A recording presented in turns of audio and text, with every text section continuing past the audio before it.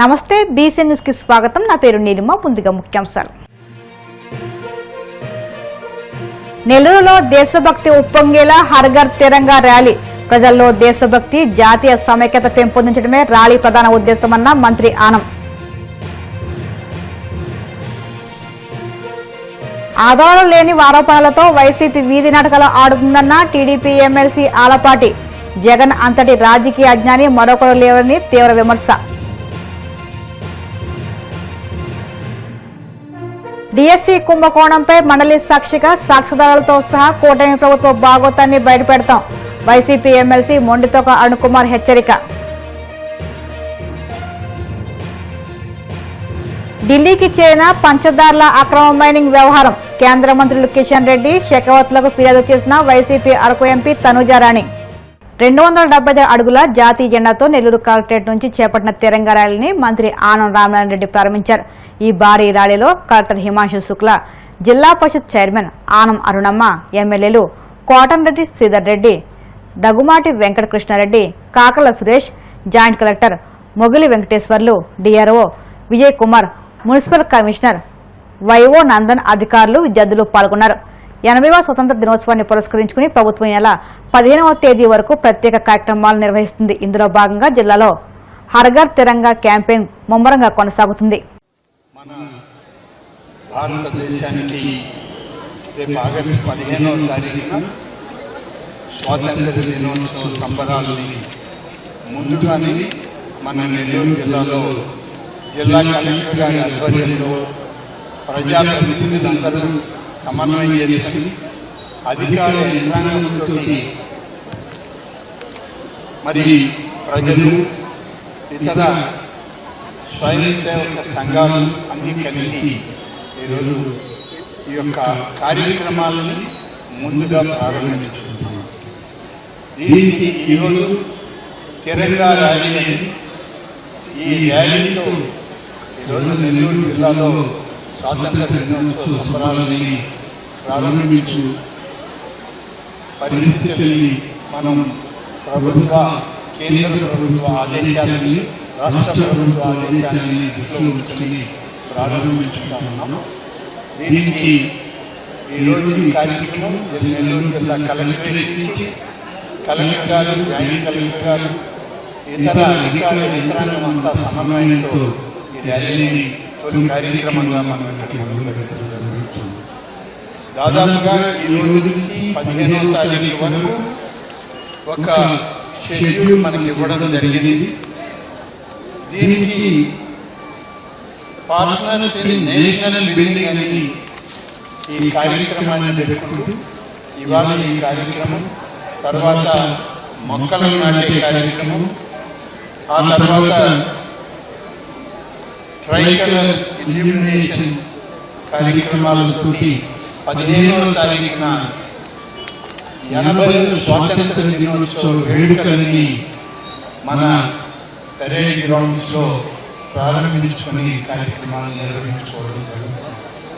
భారతదేశానికి 80వ స్వాతంత్ర దినోత్సవ వేడుకలను పురస్కరించుకుని ప్రజల్లో దేశభక్తి, జాతీయ సమైక్యత, స్వాతంత్ర సమరయోధుల యొక్క త్యాగాల పట్ల గౌరవ భావాన్ని మరింత పెంపొందించే లక్ష్యంలో ఈ తిరంగా ర్యాలీ ఉపయోగపడాలని, ప్రతి ఒక్కరిని గౌరవించి అందరం కలిసిమెలిసి భారతదేశ ఔన్నత్యానికి అందరం ముందుకి సాగాలని చెప్పి ఒక ముఖ్య లక్ష్యంతో ఈ కార్యక్రమంలో అందరం పాల్గొంటున్నాం. ఇంత పెద్ద కార్యక్రమాన్ని ఈరోజు ప్రారంభించడానికి జిల్లా కలెక్టర్ గారు, వారి అధికారులు అందరూ ప్రజాప్రతినిధులుగా ఉన్నటువంటి మమ్మల్ని అందరినీ కూడా భాగస్వామ్యం చేసి కార్యక్రమంలో మీడియా మిత్రులతో కలిసి ఈ ర్యాలీలో పాల్గొనేటువంటి అవకాశం రావడం అనేటువంటిది మంచి వాతావరణం. దేశ సౌభాగ్యానికి ఈ తిరంగా ర్యాలీ ఈరోజు మనం ప్రారంభించుకునేటువంటిది ప్రతి ఒక్క లక్ష్యాన్ని సాధించే దిశలో ముందుకు సాగుతామని చెప్పి ఈ సందర్భంగా తెలియజేస్తూ సెలవు తీసుకుంటున్నాను. జై హింద్, జై భారత్. వైసీపీ అధినేత జగన్ పై టీడీపీ ఎమ్మెల్సీ ఆలపాటి రాజేంద్రప్రసాద్ తీవ్రస్థాయిలో విరుచుకుపడ్డారు. మెగా డిఎస్సీ నియామకాలపై ఆధారాలు లేకుండా ఆరోపణలు చేస్తున్న జగన్ కు దమ్ము ధైర్యం ఉంటే ఈ నెల 17న ప్రారంభమయ్యే అసెంబ్లీ సమావేశాలకు హాజరై చర్చలో పాల్గొనాలని సవాల్ విసిరారు. మంగళగిరిలోని టీడీపీ కేంద్ర కార్యాలయంలో నిర్వహించిన మీడియా సమావేశంలో ఆయన మాట్లాడుతూ జగన్ తీరుపై తీవ్రస్థాయిలో దుమ్మెత్తారు. గత 5 ఏళ్ల పాలనలో ఏటా జాబ్ క్యాలెండర్ పేరిట జాబ్లెస్ క్యాలెండర్లు విడుదల చేసి నిరుద్యోగులను మోసం చేసిన జగన్ ఇప్పుడు నీతులు చెప్పడం విడ్డూరంగా ఉందని ఆలపాటి విమర్శించారు. మీరు నడిపే ఈ నాటకం యొక్క ఆంతర్యం ఏమిటి అని చెప్పి నేను అడుగుతా ఉన్నా. మొదళ్ళని నరికి చూళ్ళకి నీరు పోస్తూ ఉన్నట్లు ఉంది నీ వాలకం గాని నీ పార్టీ వ్యవహారం గాని. ఏమి సాధించావని నీ ప్రభుత్వ హయాంలో ఏ ఒక్కరికైనా సరే ఉద్యోగం ఇచ్చావా అని చెప్పి నేను అడుగుతా ఉన్నా. జాబ్ క్యాలెండర్ అని ప్రకటించి ప్రతి ఒక్క కొత్త సంవత్సరం ముందు జాబ్లెస్ క్యాలెండర్ని ప్రకటించినటువంటి నీవు ఏమి సాధించావని చెప్పి పూర్తిగా నిరుద్యోగ యువతని అయోమయమైనటువంటి పరిస్థితులకు నెట్టి పరిశ్రమల్ని పారదోలి ఆ రకంగా పాలన చేసినటువంటి నీవు ఈ రోజున ప్రజల విశ్వాసంతో నమ్మకంతో ఏర్పడినటువంటి ఈ కూటమి నాయకత్వం ఎన్నికల ముందు ఏదైతే ప్రజలకి వాగ్దానం చేసిందో ఆ వాగ్దానాల్ని అమలు చేసే విషయంలో పాలనకి మొదటి తొలి సంతకం 20 లక్షల ఉద్యోగాలు యువతకి ఉద్యోగ అవకాశాలు కల్పించే భాగంలో మెగా డిఎస్సీని ప్రకటించడమే కాకుండా ఏ రకంగా ప్రకటించాం? 16,347 ఉద్యోగాలకి నోటిఫికేషన్ ఇచ్చినటువంటి ఘనత, సంతకం చేసినటువంటి ఘనత ఈ కూటమి నేత నారా చంద్రబాబు నాయుడు గారికే దక్కింది. నువ్వేం చేసావు? ప్రజల్ని మోసం చేయటానికి, యువతని మోసం చేయటానికి ఎన్నికల ముందు ఒక తంతు చేసావు. ఒక 6,000 ఉద్యోగాలకి నోటిఫికేషన్ ఇచ్చావు. ఎన్నిసార్లు మెగా డిఎస్సీని జరుపుతా అని చెప్పి ఎన్నికల ముందు చెప్పావు? ఏమి సాధించావు? ఏమి చేసావు? ఎవరికి న్యాయం చేసావు? చేయకపోగా ఇవాళ ఎవరికైతే ప్రతిభతో ఉద్యోగాలను సంపాదించుకున్నారో వాళ్ళని అణువణువున అవమానపరుస్తున్నావు. పైగా నువ్వు ఏం చెప్తా ఉన్నావు? నువ్వు నీ పార్టీ ఎవరికైతే ఉద్యోగాలు వచ్చినాయో వారు దద్దమ్మలని చెప్తా ఉన్నావు, చవటలని చెప్తా ఉన్నావు. అంతేకాకుండా నేను వచ్చిన తర్వాత ఈ డిఎస్సీని రద్దు చేస్తా అన్నావు. నీ వల్ల ఇద్దా లేకపోతే నిన్ను పుట్టించినటువంటి వారి వల్ల ఇద్దా అని చెప్పి నేను అడుగుతా ఉన్నా. ఈ రోజున ఎవరిని నీకు ద్రోహం చేయాలనుకుంటున్నావు? ఏం సాధించాలనుకుంటున్నావు? ఇవాళ మెగా డిఎస్సీ ఏ రకంగా జరిగింది? ఏ రకంగా పరీక్షలు నిర్వహించారు? ఎలాంటి టెక్నికల్గా ఈ రోజున కంప్యూటర్ బేస్డ్ టెక్స్ట్ ఎగ్జామ్స్ని నడిపించారు? ఎంత పారదర్శకంగా ఉన్నారు? అంతేకాకుండా ఈ రోజున ఉద్యోగాలు రాకుండా జాప్యం చేయాలని ఈ రోజున ఈ ప్రభుత్వాన్ని అవమానపరచాలని ప్రయత్నించే భాగంలో నువ్వు వేసినటువంటి 255 కేసులు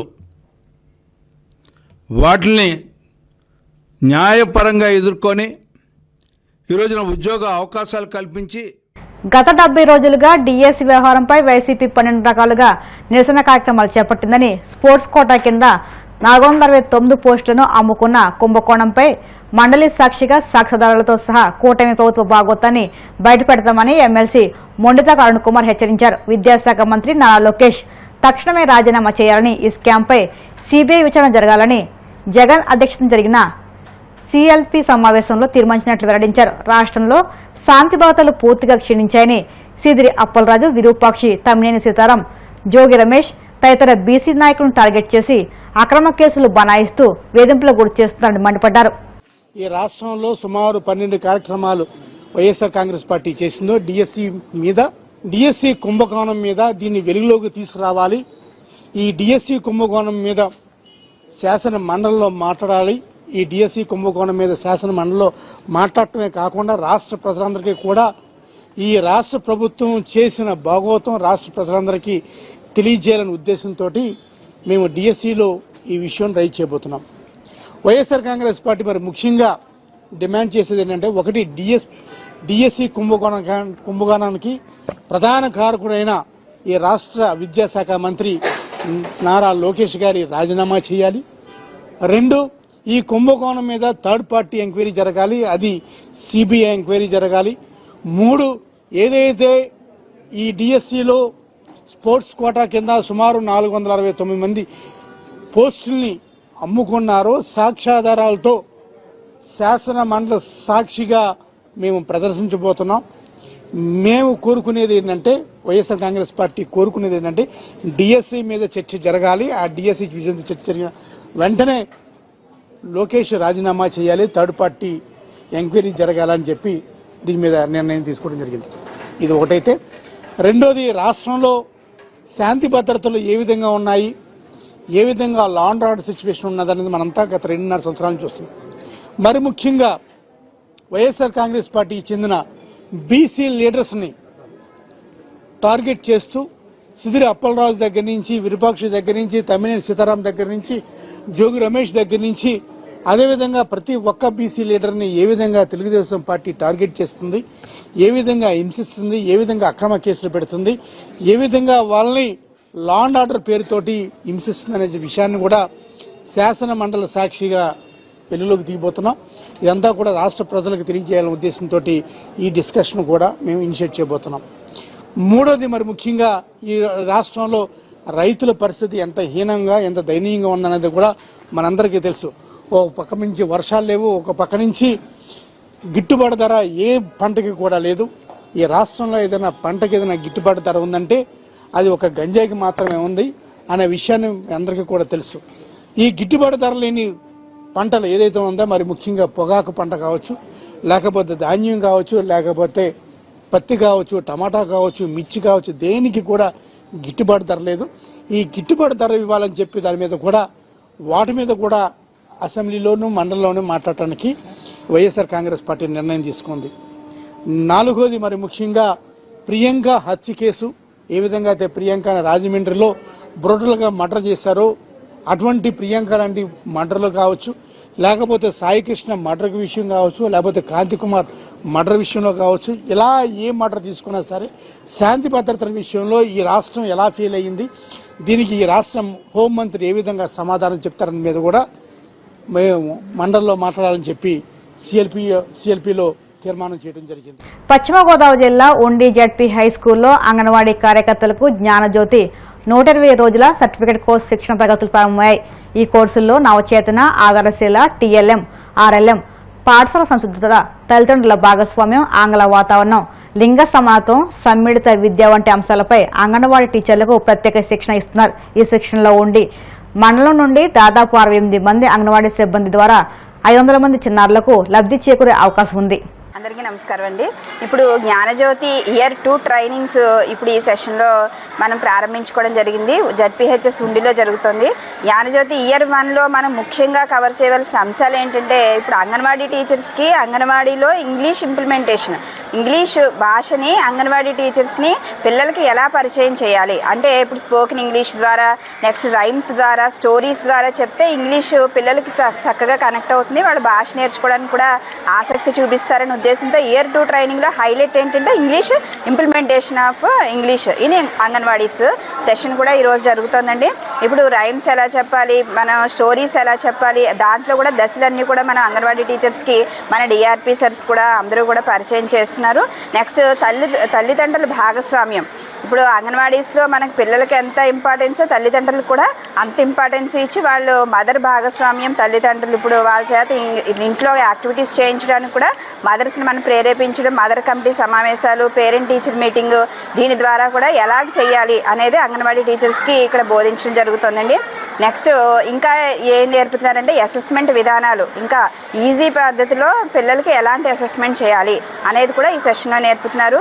నెక్స్ట్ ఇయర్ 3 జ్ఞానభావన, జెండర్ ఈక్వేషన్, అంటే ఆడపిల్లలు కూడా జెండర్ ఈక్వేషన్ అనేది చిన్నప్పటి నుంచే వాళ్ళకి జెండర్ ఈక్వేషన్ అనేది నేర్పాలి. ఇద్దరికి కూడా అమ్మాయిలకి అబ్బాయిలకి కూడా సమాన అవకాశాలు ఇవ్వాలి దీంట్లో అనేది చిన్నతనం నుంచి తల్లులకు కూడా అది నేర్పే అవకాశము ఇక్కడ కనిపించడం జరుగుతుందండి. మండల స్థాయిలో సుమారు 68 మంది అంగన్వాడీ టీచర్స్కి ఇక్కడ శిక్షణా కార్యక్రమం నిర్వహిస్తున్నారండి. 650 మంది పిల్లలు లబ్ధి పొందుతారు ఈ ట్రైనింగ్ ద్వారా. ఇప్పుడు కాసేపు ప్రకటనలు.